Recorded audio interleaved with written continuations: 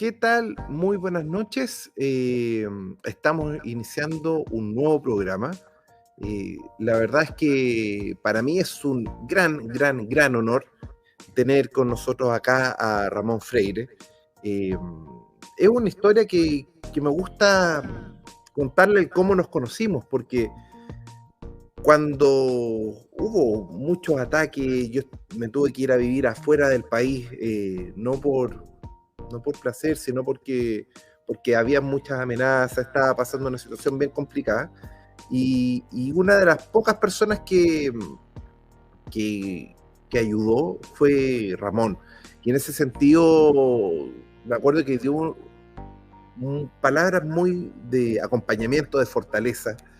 Y qué más importante en la vida que agradecerlo. Y gracias a eso, gracias a ese agradecimiento, se empezó a forjar una amistad. Y la verdad es que Ramón ha sido una persona muy importante para mantenerse bien, no solamente física, sino mentalmente y espiritualmente. Es todo una integridad. Así que, Ramón, la verdad es que un placer poder conversar contigo esta noche. Bueno, yo feliz de estar aquí. También yo recuerdo que, sí, cuando te estaban atacando, me sentí muy como atacado personalmente y dije, él es un hombre bueno. Que mi suegra, mi mujer, mucha gente decía, oye Gino, y gracias a tus consejos, la gente se sentía en paz. Tú le dabas paz con tus consejos para que cuidar su platita para que no se la robara el sistema. Entonces dije, no, esto hay que defenderlo. Y por eso una cuestión de, sin pensar, o sea, yo no dije hoy, dije, no, hay que defender a este tipo, está solo, está peleando solo contra todo. Es una cosa instintiva, ponerme al lado tuyo. Oye, Ramón, tú siempre tienes una capacidad de lectora. Me encantaría llegar a tus niveles. De a poco uno puede ir evolucionando, pero tú siempre logras tener información mucho más profunda, porque de repente la historia hoy día la cuentan los medios y te cuentan el lado A, pero no te cuentan el lado B. Y eso históricamente, cuando hay una guerra, cuando hay cualquier situación de conflicto, el ganador es el que cuenta la historia y los perdedores se queda esa historia en el olvido. Entonces, eh, obviamente yo estoy ahora en un proceso haciendo una campaña para levantar firmas como candidato a gobernador por la región metropolitana. Y la idea de hacer este programa de sabiduría divina es que tú nos pudieses compartir grandes personajes, no solamente de Chile, sino del mundo, que a través de sus obras generaron un enorme impacto en sus sociedades y así mostrar la importancia de hacer buena política y no una política que esté en peleas chicas, sino que esté pensando en grande. Mira, primero lo que acabas de decir, que vemos un lado de la historia, es porque la primera víctima en una guerra es la verdad y la Mm. historia la cuentan los que ganan. Quisiera dar un ejemplo para las personas que nos ven. En la historia reciente de ayer o de la semana pasada, en que Irán atacó a Israel. Entonces la gente ve, oye, Irán atacó a Israel, o sea, le están disparando a la gente. Y la verdad es otra. La verdad es que Irán disparó unos misiles a una base militar de la cual anteriormente Israel había eh, hecho estallar una embajada en Siria, Claro. asesinando a dos generales. Y anteriormente los israelitas habían asesinado al general Soleimani, que era un general sabio, igual que uno de la gente de la Persia antigua. Y lo asesinaron porque había que anticiparlo porque el tipo era demasiado inteligente. Ellos respondieron diciéndole, oye, basta, no lo hagan. Eso es el primer enfoque, uno se puede quedar en eso. Pero hay otro dato más, que resulta que de Irán venían los reyes magos. Irán, el rey Ciro de Persia, protegió a los judíos y les dijo, ya amigos, vayan y tienen que ir a reconstruir su templo, yo los apoyo. El rey Ciro de Persia hace muchos años atrás. Y hasta el día de hoy hay una comunidad judía en Irán. De hecho, tienen dos sinagogas. De hecho, tienen representantes en el parlamento. Son una comunidad de aproximadamente 25.000 personas. Y los que salieron de ahí, que están en otros lados también, les dicen Parsi, son casi 350.000. La diferencia entre esos judíos que viven en Irán y los judíos que están en lo que conocemos como el Estado de Israel, es que los judíos que viven en Irán dicen que el Estado de Israel fue un error haberlo hecho con los dineros de la familia Rothschild, como una especie de feudo de ellos. Porque según lo que dicen las escrituras de ellos, se van a tener un nuevo Jerusalén, un nuevo Israel, pero cuando venga el Mesías. Y el Mesías lo va a formar, no unos tipos así, qué sé yo, de la ultraderecha. Te recuerdo que esta guerra con Irán, o antes si quieres, cuando secuestraron esto, fue cuando Netanyahu tenía una popularidad tan baja y tenía como 40 demandas. En ese momento pasó todo eso. Y dentro de Israel habían judíos ortodoxos que son amigos de los judíos en Irán, bueno, son la misma familia de hecho, que están en contra del Estado de Israel y especialmente las políticas de Netanyahu. De lo que nos muestran, nos dirigen como que fuéramos perros amaestrados. Irán es el malo, ¿no? Estos son los buenos. Y ojo, Ramón, un pequeño paréntesis. Los medios son muy buenos para repetir la misma frase y eso tiene que darse cuenta la gente y tiene que empezar a aprender de que cuando uno sintoniza la televisión, y puede ser el canal que sea, va a decir exactamente lo mismo. No sé, Irán ataca a Israel, Irán ataca a Israel. Ya de por sí con las palabras te están diciendo quién es el enemigo, quién es el bueno, quién es el malo, y la verdad es que lo que tú dices es lógico. Una semana antes hubo un ataque desde Israel hacia Irán y por lo tanto, y acá más encima ocurrió el ataque y después Irán dijo, no, nosotros con esto ya dimos la señal de defensa, que nuestro derecho a legítima defensa. Entonces es importante, yo en mi postura no puedo, no, creo que como chilenos que estamos bastante lejos del conflicto, como país no deberíamos tener una postura ni por uno ni por otro lado, porque primero no tenemos la capacidad justamente de llegar a la verdad desde esta distancia. Y es bueno que Chile también mantenga un tema neutro, porque, por ejemplo, ahora después se empieza a enredar un poco la cosa. De Argentina salió una ministra diciendo que al parecer había gente de Irán infiltrada en Chile, después salió la noticia, después el gobierno lo desmintió, y empiezan toda esta información y desinformación, información y desinformación, y la verdad es que yo creo que estamos viviendo tiempos muy complejos, Ramón. Rusia con Europa, con la OTAN, tiene muchas probabilidades de que eso siga escalando. Lo mismo está pasando en Medio Oriente, y por lo tanto ya estamos viviendo para mí una tercera guerra mundial, y ante un riesgo tan grande para la humanidad, es mucho más sabio que Chile se mantenga en una posición neutra y que si es que, no sé, israelitas y palestinos se llevan mal en sus respectivas tierras, que por lo menos en Chile tengan un lugar que se puedan llevar en paz. Creo que eso es fundamental para poder construir el nuevo mundo, porque finalmente ojalá es que no pase esto, pero estamos en una situación muy compleja geopolíticamente. Yo sigo a varios expertos en geopolítica como Adrián Salvucci de Argentina y últimamente al coronel Pedro Baños de España, que su especialidad es la inteligencia. Y él justamente afirma las palabras que tú dices. Dice que está todo tan enredado y complejo, porque esto es una guerra de inteligencia y contrainteligencia, que no es inteligente tomar partido por nada ni por nadie en este momento, sino observar. Observar. Bueno, volviendo al tema que después me dijiste de que habláramos de personas que han sido un gran aporte para la formación de nuestros países. Fíjate que lo que estamos hablando, esto de que en Israel viven, o sea, en Persia, lo que ahora es Irán, viven 25.000 israelitas. Fíjate que en el libro sagrado de los musulmanes, que la imagen que tenemos de los musulmanes son unos locos, los musulmanes se ponen unas bombas y se hacen estallar. La verdad es que es otra. Los musulmanes no tienen nada que ver con esa caricatura de unos terroristas. De hecho, en el sagrado Corán para los musulmanes, en el capítulo 2, que no les dicen capítulo, dicen sura.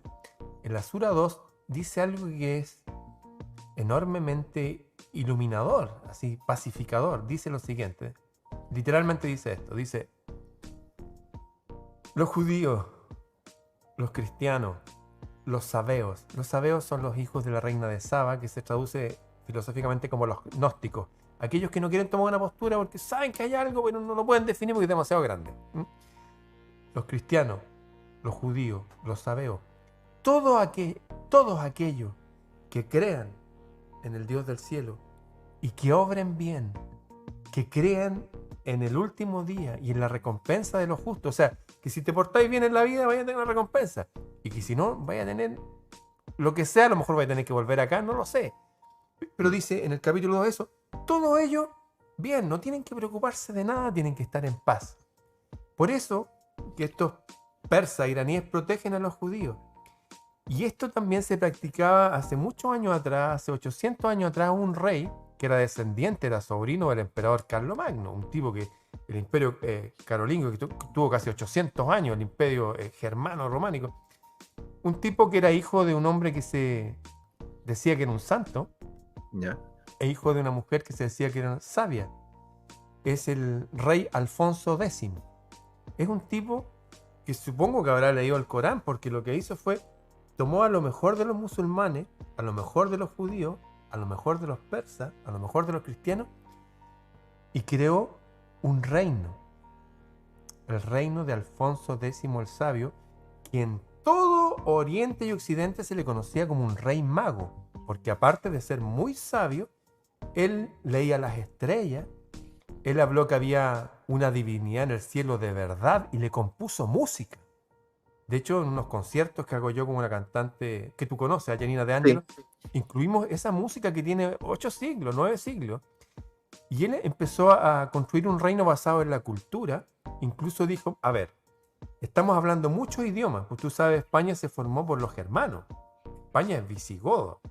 Eran gente que venían de Jutlandia. Jutlandia es el norte de Alemania, el sur de Dinamarca.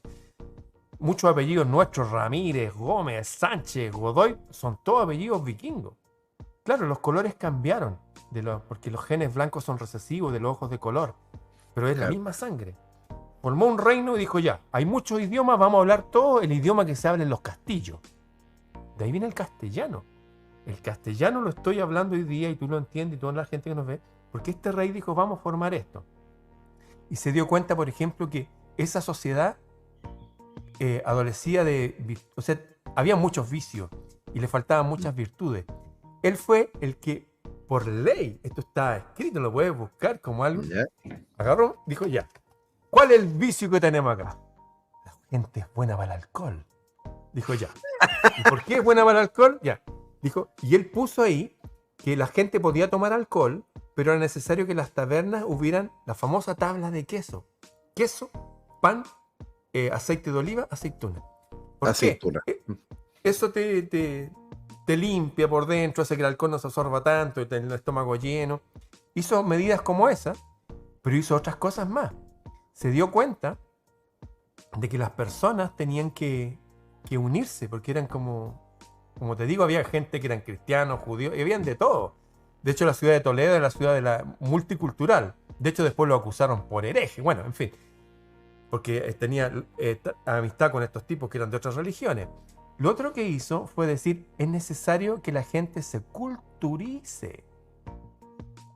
Entonces se hizo la primera enciclopedia donde dijeron ya, ustedes, los musulmanes que tienen, bueno, ellos podían abrir el cuerpo humano, no así los cristianos, el pecado. Entonces hicieron una enciclopedia donde pusieron todo de zoología, de biología, de fito, de las plantas, del cielo, todo. Es como hacer un Google de la época. Y además dijeron, hay que hacer que las personas se unan. Y promovieron los juegos de salón. Estos 3 juegos de salón. Mira. Y el rey Alfonso X, de su puño y letra, escribió el primer método, el primer juego que él había aprendido, que se llama ajedrez. Que a propósito, me debes tú un partido porque la otra vez empatamos. Me ganaste, tú y te gané yo, falta el desempate. Creó el primer método de ajedrez. Dijo que la gente debería jugar ajedrez, o backgammon, que es un tipo de ajedrez, a ver, o si no, la gente que encuentra muy complicado, dominó. Dominó eso que jugaban los viejos ahí. Eso.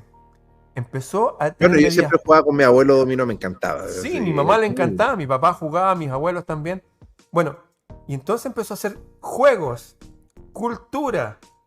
Y de repente dijo, vamos a hacer canciones, porque las canciones aunan los espíritus, e hizo las cantigas a la Reina del Cielo, a Santa María.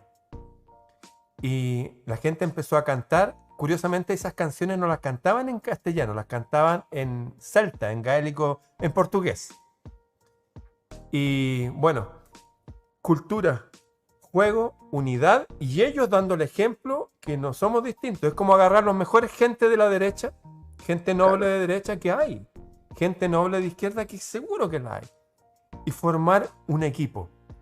Y con eso, al ver los líderes de cada equipo que son amigos, en las bases también somos amigos. Pero si vemos que se están peleando arriba, como se pelean siempre en los congresos, ¿qué quedará para abajo? Y los tipos tirando piedra, incendio y locura y balazo y todo eso. Creó una unidad en la diversidad, yendo directo al individuo, haciendo que la vida diaria sea grata, promoviendo juegos, promoviendo cultura y sobre todo promoviendo que nosotros venimos de algo superior. Todos tenían esa cuestión de rectitud moral porque cada uno obedecía a su Dios. Los judíos con su esquema, los árabes, lo mismo que sale en el Corán, cada uno con su sistema. Habían mezquitas, habían sinagogas y habían iglesias. Así se movía eso hace 800 años atrás en el reino de Alfonso X el Sabio. Que falta nos haría acá en Chile esa unidad. Y yo tengo en la memoria, yo me crié en Antofagasta. Es decir, de verdad, nací en Santiago, después mi familia se movió a Curicó y después llegué a Antofagasta con 4 años. Yo no me olvido de que vivía frente a la Plaza Colón, que es la plaza principal de Antofagasta, en unos departamentos dúplex que están por calle Sucre. Y me iba al colegio San Luis caminando, en kinder, y con 4 o 5 años, y la verdad es que me iba solo caminando de ida, solo caminando de vuelta. Y es impresionante cómo cambia la vida, que después de muchos años me tocó una oportunidad en un viaje a Suiza. Un amigo, el Tuco, que le mando un gran abrazo, permitió de que mi hija Juliana pudiese ir un día a clase en Suiza. Y la acompaño. Y fue tan hermoso ver que los niños se iban en patineta solos. No había, yo quizá era el único papá realmente, porque cruzaban los semáforos, llegaban solos sin ningún problema. Y ahí tú ves la armonía de un buen, por ejemplo, sistema educativo. Y ahí me hizo el clic y conecté y dije, pero si eso yo lo viví cuando chico en Chile. Y ahí uno empieza a recordar ciertas cosas, que hoy día el tema de la seguridad es tan crítico. Conversando con mi suegro en Tocopilla, él allá del auto las dejaba puestas. En la cárcel de Tocopilla en esos tiempos habían, con suerte el fin de semana, los curaditos de fin de semana y sería 5 personas. Hoy en día la cárcel de Tocopilla tiene, no sé, más de 2.000 personas, estamos hablando más del 10% de la población. A ese nivel de enfermedad hemos caído. Y por lo tanto, muchas veces la gente critica, y yo creo que el gran desafío, y eso lo aprendió gracias a ti, es que el cambio parte por uno. Uno es el que primero se tiene que equilibrar. Uno es el que bien tiene que fortalecer el cuerpo, la mente, el espíritu, estar en familia, jugar los juegos de mesa. Sí. Y desde ahí es de donde podemos cambiar nuestra realidad a nivel país. Pero no va a venir el cambio a la inversa, no va a llegar una persona, porque incluso, por ejemplo, si es que yo me postulo, pero tiene que cambiar la conciencia de las personas y decir, sí, yo quiero darle, por ejemplo, la firma a Gino, y si es que no nace eso, no se va a generar la oportunidad y por lo tanto no se va a generar el cambio. El cambio siempre parte por uno.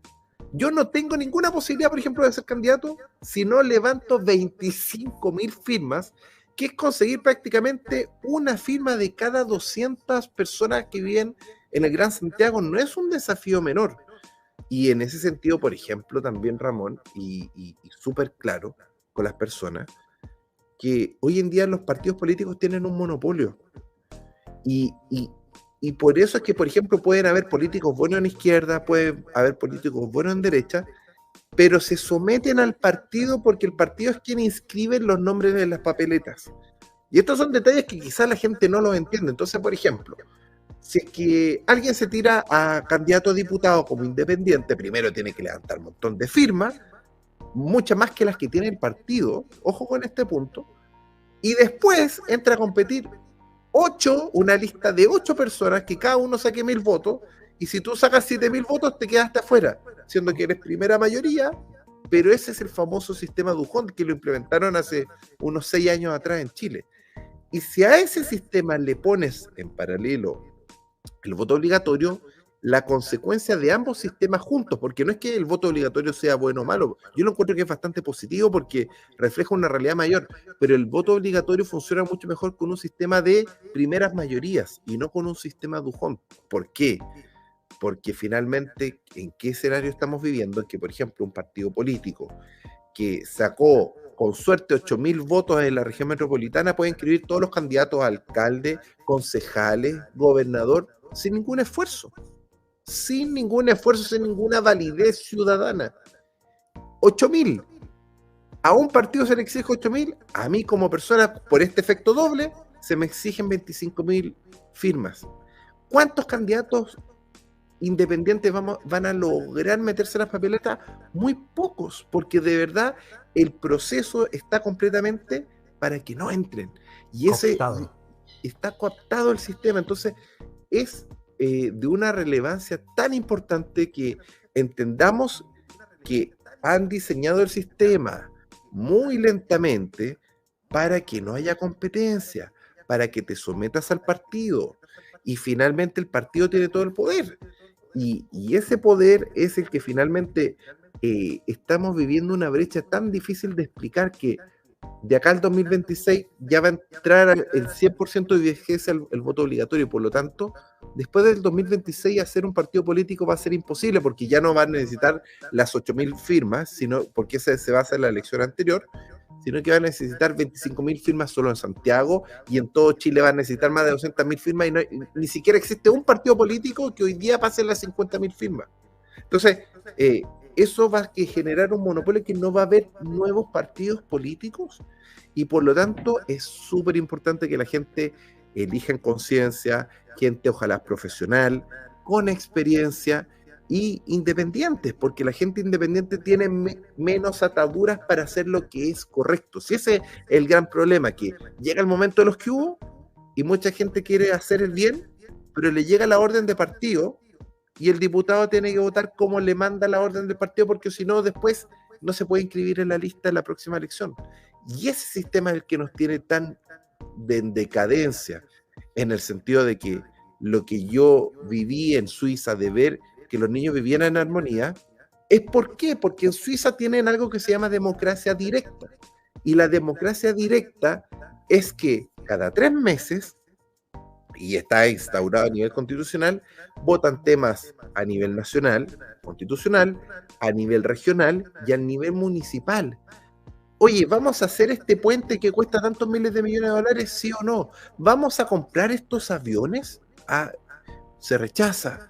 Y así, decisiones que al final, tomando decisiones maduras, incluso cometen errores. Muchos años atrás, por ejemplo, no quisieron darle el voto a la mujer, pero a los 5 años se volvió a instaurar la votación y sí se le dio el voto a la mujer. Entonces, incluso cuando cometes errores, este sistema permite igual ir avanzando, y esa cultura que tienen los suizos, te digo, es un país que está a años luz de todos los países que por lo menos yo he conocido en mi experiencia de vida. Entonces, eso solo por tener el verdadero sistema democrático, que era el que viene de los griegos, que todos votaban, todos se juntaban en la plaza a votar. Esa es la verdadera democracia. Hoy día la democracia representativa está completamente destruyendo la unión que teníamos a nivel mundial, y por eso es que estamos en este proceso de decadencia. Para mí, de verdad, es tan crítico el lograr incorporar democracia directa, que creo yo que es el gran cambio. Por eso es que la oportunidad de ser gobernador no es por un tema de interés propio, es por un tema que sueño con implementar democracia directa, y que, oye, ¿sabes qué? El hospital de la zona norte de Santiago ¿se va a hacer en Colina o se va a hacer en Huechuraba? Bueno, ¿por qué? Que se vote y que se defina simplemente con transparencia, con democracia directa, y de esta forma cambiar nuestra realidad y ir tomando las decisiones difíciles. Oye, vamos a reinstaurar la pena de muerte para personas que han secuestrado a otros, que han matado, que han asesinado. que no han asesinado una vez, sino que han asesinado a muchas personas. Es decir, preferimos una persona que ha matado, no sé, a 20 personas, 30 personas, que proteger a esos 30 personas que pudo haberse evitado. Son decisiones que son difíciles, pero hay que tomarlas. Y la mejor forma de tomarlas es obviamente con democracia directa. Hay un dicho antiguo que dice, en la multitud de consejeros está la sabiduría. O sea, si las personas pueden opinar de las decisiones que se toman en su país, en su ciudad, en su comuna, no solamente se toman mejores decisiones, como lo que pasa en Suiza, sino que son decisiones sabias. Porque la persona se va haciendo consciente de que esto es nuestro y que los gobiernos, que uno los ve así, son nuestros empleados. O sea, hay algo de dignidad, de elevar la psiquis de la gente a nivel de la divinidad. Como dice ahí, sabiduría divina. O sea, se madura a la gente así. Cuando la gente empieza a hacerse cargo, a tomar decisiones, todo es mejor. Por ejemplo, cuando la plaza es de todos, no es de nadie, ¿ah? En la práctica. Pero cuando uno dice, oye, ¿qué flores vamos a poner aquí? ¿Y qué pasto? ¿Y quieren estos asientos con fierro forjado o quieren de cemento así plano? ¿Le ponemos mesas de ajedrez o no? Cuando uno empieza a participar, a ser ciudadano, empieza a haber un cambio de conciencia. En cambio nos tienen a nosotros como ratones en una rueda de hámster. Ahí. Siempre cada uno preocupado de que gire su sistema, de levantarse temprano para ir a trabajar y volver, y cansado de ver las noticias y comer, y de fin de semana dormir, y ojalá que no llegue nunca el lunes. Estamos en una especie de hipnosis cultural potente. Y ese ejercicio que tú lo remontas a los griegos, efectivamente nos transforma como a los griegos en ciudadanos, que era un título potente. Yo soy ciudadano. O sea, este es mi reino, es nuestro reino. De hecho, tú te acuerdas, acá se llamaba el Reino de Chile. Reino de Chile. Y todo lo que se escribía de este lugar era pura magia. Era pura magia el lugar. Mira, como estamos especialmente dirigidos a personas, cuando tú hablas del tema de que va a ser candidato a gobernador, gente de Santiago, fíjate que frente... Pero nos escuchan de todos lados de regiones, así que sí, está incorporado. En el Cerro Santa Lucía, al frente de la feria de los hippies, hay una piedra negra, grande. ¿Y sabes lo que dice esa piedra? Bueno, habla de que este es una tierra mágica y, por ejemplo, habla que cada vez que es luna creciente, llueve. Y eso es así. Hasta que empezaron a pasar los aviones, como los que pasaron hoy día. Hay un tema grande y bueno. Y sale, por ejemplo, los que llegaron acá, hay una lista de personas, dice, por ejemplo, Flores, entre paréntesis, Blumenthal, que eran los visigodos que se ponían apellidos de acá, ¿no? Ah, esto significa eso, lo cambiaban. Y hablaban todo que este es un reino mágico y decía al rey Carlos V, le decía que esta tierra sagrada y mágica y bendita, la copia feliz del Edén, que eso que hablamos y quizás está en nuestro himno, es real. Fíjate, déjame contar esta anécdota sabrosa de Pedro de Valdivia. Que llegó Pedro de Valdivia al sur, cerca de Temuco, por allá, y de repente llegó a un lugar que se llama Poroa, que existe hasta ahora, donde habían unos araucanos súper distintos. Eran muchísimo más altos que los otros, eran blancos, y tal cual como los comechingones en Argentina, eran de ojos claros y pelos claros, los hombres y las mujeres, en Chile. Mira. Y fue este tipo y dijo, a ver, y tenían un símbolo con un águila de 2 cabezas. Dijo, oye, este es el símbolo del rey Carlos V. El mismo signo que se usa en México con Maximiliano, que se usa en todo el planeta. Y fue y bautizó ese lugar como Nueva Imperial. Nueva Imperial se llama Nueva Imperial porque Pedro de Valdivia le puso así, porque estaban los mismos signos del Imperio Romano Germánico en Chile. De hecho, hasta el día de hoy, todas las mujeres mapuche, que no son de Boroa, este lugar donde venían estos mapuches blancos de ojos azules, todas las mujeres mapuches llevan el trapelacuche, que llevan el doble águila imperial, está hecho en plata. ¿Quién les enseñó a hacer plata? Esa era una de lo que hacía el imperio. De hecho, mi amigo Siley Mora, filósofo chileno famoso, me dijo que una de sus maestras mapuche usaba una moneda de plata con la doble águila imperial y por el otro lado el rey Arturo. Mira, qué ¿Por loco. qué? ¿Y Fíjate que cómo estará entrelazado todas esas historias perdidas? Claro, piensa que todas estas cordilleras que tenemos en Santiago, esta sierra se llama Sierra de Ramón. Se llama Ramón, igual que yo. Y ahí está el San Ramón, el más grande. Pero detrás del San Ramón hay otra cumbre. ¿Sabes cómo se llama? Lancelot. Como uno de los caballeros del rey Arturo. Hay una patria mágica. Hay un reino mágico y maravilloso que a veces siento como que me llama mucho desde siempre. Que es el reino al que pertenecemos, el reino de Chile. El reino de Chile, uno de los más prósperos de la tierra. Chile es tan grande que con sus 4.500 kilómetros, tú lo pones en Europa y es más grande que toda Europa. Más grande que toda Europa. Y si pensamos en el territorio antártico chileno, esto que es más grande que toda Europa, es 1/3. Lo que tenemos allá en el sur es 2/3. Es algo gigante. Y fíjate que también ahí hay una historia, por ejemplo, están las famosas mapas de la Antártida, donde están la reina Maud, donde vivía una reina allá. Y hay pueblos y hay cosas, y hay una parte que se dice que vivían gigantes. Y dice, wow, Claro. ¿habrá sido una imaginación de estos tipos? Hernando de Magallanes, cuando pasó por Chile, mira esta anécdota preciosa de nuestro país. Viene Hernando de Magallanes y van por los canales del sur y de repente dice, oye, eso que está allá, dice, ¿es un arbusto o es un árbol? Y los tipos decían, los marineros, me parece que es un árbol, es un árbol. ¿Seguro que es un árbol? Claro, un árbol, por supuesto, un árbol. Y entonces ese tipo que está apoyado allá en el tronco es un gigante. A ver. Y dijo, ya. Y sacaron suertes, que son un palito, que ya, vos. Y lo mandaron remando a un tipo en un bote a la orilla. Y dice que fue y se acercó y levantó la mano. Y el gigante levantaba la mano. Levantó la otra mano y levantaba la otra mano. Hacía morisqueta. Y se dio cuenta que era un gigante amable y bueno. Hasta que ella se acercó. Y el marino de Hernando de Magallanes, esto está en el libro de Hernando, le llegaba al ombligo. Eran gente que medía más de 3 metros. ¿Por qué se llama la Patagonia? ¿Porque encontraron huellas gigantes nomás? No, encontraron gigantes de verdad. ¿Qué hablar de los Onas, que también eran de ojos azules y qué sé yo? Hay toda una historia que no nos han contado que remonta a este país al mismo espíritu que cuando llegaron, un país mágico y maravilloso. Y es tan rico en recursos, ese mar que tranquilo te baña, te promete futuro esplendor, como tú decías el otro día, traer agua desalinizada del mar, estamos cerca. Los romanos hacían correr el agua miles de kilómetros.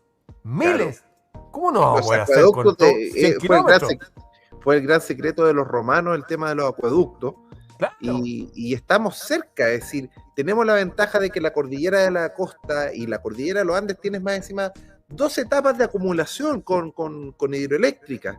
De hecho, el otro día revisaba un poco la estadística de cómo se generaba la energía en Chile hace 20 años atrás. No estoy hablando hace, 20 años atrás. El 45% de la energía se generaba con hidroeléctrica, que es no contaminante. Oh. Hoy en día eso bajó apenas a un 20%. Y eso obviamente ¿qué es lo que subió? El carbón. Entonces, muchas de repente hacen campañas que las represas son malas, y las represas te dan estabilidad. Hoy en día de repente, claro, como ha habido ciertos cambios, porque siempre el planeta cambia, claro, puede llover mucho, en muy pocas horas, pero si tú tuvieses una represa, esa agua la puedes contener. Pero si no la tienes, se termina perdiendo en el mar, y no te preparas. Entonces hay que tener planificación y mirar a Chile como lo que realmente somos. Este es un país que es maravilloso, es un país que es increíble, que yo me crié en Curicó cuando chico, esos campos. La otra vez, el año pasado llovió mucho mejor, pero hace 2 años me acuerdo que pasé y estaba todo seco, era irreconocible el sur de Chile. Y esos cambios, finalmente, nosotros como chilenos tenemos que decir, ¿queremos que siga creciendo el desierto o vamos a abordar el tema de forma inteligente con plantas desaladoras? Otro mito que de repente, no, que las plantas desaladoras contaminan. ¿Y por qué dicen que contamina? Porque como saca el agua y entre comillas devuelve la sal, genera una contaminación. Y la verdad es que ese argumento, la contaminación se puede provocar con un poco más de sal a 10, 20 metros, no es más allá de eso. Y la mejor explicación es que el sistema natural del planeta para dar agua dulce es la evaporación. ¿Y qué pasa cuando se evapora el mar? Queda salado. Se condensa la sal, no sé si me entiendes. Entonces, el sistema natural va a condensar en el mar la sal y va a evaporar el agua que después baja por los ríos y después vuelve a normalizarse porque es un ciclo. Entonces, una planta desaladora, lo único, cuando tú estás imitando un ciclo natural, no va a tener mayores consecuencias. Y quizá, ojalá que después vuelva a llover y que no sea ni siquiera necesario usarlas. Pero no podemos correr el riesgo de quedarnos sin agua, más en un contexto en que hay que pensar, oye, ¿y qué pasa si es que esto escala tanto, esta tercera guerra mundial que se está dando en el hemisferio norte, que se llegan a tirar bombas nucleares, que se genere un invierno nuclear? ¿Dónde va a escapar toda la gente al cono sur? Así No es, va a Patagonia. Patagonia, va a venir masivamente las personas y por lo tanto como país tenemos que estar preparados eh, para recibir buena gente y para tener los controles de que no, tú tienes antecedentes, no puedes ingresar al país. Hay que prepararse. Yo creo que todas estas malas experiencias que hemos vivido, en especial los últimos 6 años que han sido muy duros para los chilenos, nos tienen que hacer crecer y decir, bueno, cuando entraron, por ejemplo, los primeros venezolanos eran profesionales a trabajar y aportaron. Pero fue muy distinto cuando después se abrió masivamente y empezaron a entrar delincuentes que sacaron de las cárceles de Venezuela y que prácticamente han hecho un negocio. Si un juez de Arica dijo que el Tren del Agua tiene contabilidad, lleva toda la contabilidad de todos los ingresos de, oye, extorsionamos tantas personas, tantos millones, y la gente, si piensa un poco, ¿por qué una estructura delictual tiene contabilidad? Porque le tienen que reportar las ganancias a alguien. Esas divisas a la vez las tienen que enviar. Entonces, la verdad es que si realmente se quisiera investigar en profundidad todo el problema de delincuencia, es cosa de ver dónde va el dinero que dice la verdad. Así que es una situación que tenemos que prepararnos porque vienen desafíos mucho mayores como humanidad y para eso es que tenemos que prepararnos en fortaleza para los tiempos más duros que se van a venir en los próximos años. Oye, yo quisiera, como ya estamos cerca de la hora, creo que vamos a hacer un programa de 45 minutos para que lo vamos a subir a todas las redes. Quiero de nuevo tomar eso que dijiste del agua y la sal, porque hay algo muy importante y profundo ahí. Alguien por ahí dijo, ustedes son la sal de la tierra. ¿Por qué dijo eso? ¿Somos los que le vamos a dar más sabor? No, la sal no era solo para darle sabor. De ahí viene la palabra salario. Si tú no tenías sal, te mueres. ¿Por qué? Porque los silos, por ejemplo, cuando salían a pescar allá en el lago Galilea, qué sé yo, hace 2000 años atrás, cuando tú tirabas las redes, no sacabais 2 pescados, sacabais 200 kilos de pescado. Hay sol, no existen los refrigeradores. ¿Cómo mantenía el pescado? Te ponen sal, pues.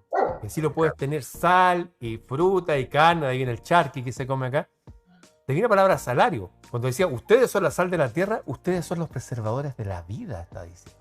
Los preservadores de la vida. Por lo tanto, sería súper interesante que tal cual como sale hasta en el libro del siglo XIX, la gente común y corriente tenía sus sacos de sal o sus tambores con sal y ahí adentro ponía todo. Carne, el prosciutto, el jamón, pero también el pescado. O sea, recuperaríamos el sentido de la palabra sal, valoraríamos más la sal y tendríamos estos refrigeradores que son gratuitos. Claro. Para toda la gente. Bueno, y podíamos portar sal y la sal tiene un montón de más de aplicaciones en la industria para fijar teñidos y... En fin, o sea, como pasaba en la India, que les prohibieron el imperio, dijo, ya, no pueden usar la sal del mar. Y Gandhi fue y caminó 200 kilómetros con miles de personas, tomó un puñado de sal, dijo, esto es nuestro de hace miles de años. ¿Y cómo iba a tener 250 millones que iban a sacar sal? Porque querían que las compraran la sal.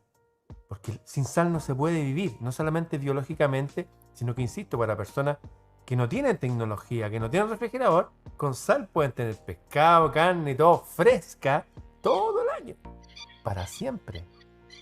Así que hay un punto ahí de que si pudiéramos desalar el agua, oye, se abriría con creatividad muchas cosas muy interesantes. Absolutamente. Oye, Ramón, ha sido de verdad un placer. Creo que es muy importante conversar de estos temas más profundos, más de cultura, y así soñar con un Chile que fue el Chile que quizás yo viví cuando tenía 4 años, 5 años, que en paz, en armonía, en tranquilidad en Antofagasta, y que todos lo vivimos. No hay que olvidarse de eso, y a las nuevas generaciones hay que decirle, ojo, que esto era muy distinto.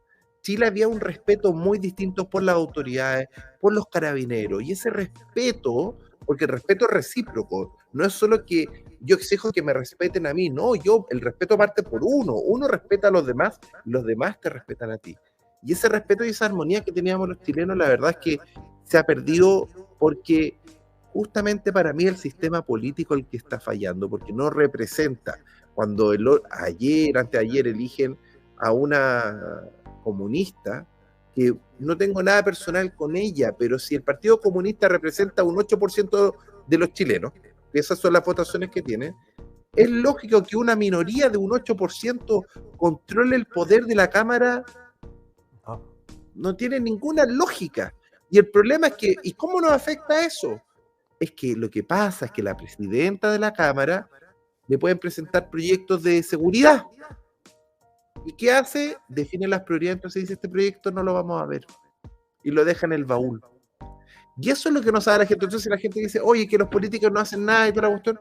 Bueno, pero es que estos son los grandes detalles que finalmente atentan contra nosotros, que hoy en día los chilenos lo único que quieren es recuperar la paz y la seguridad.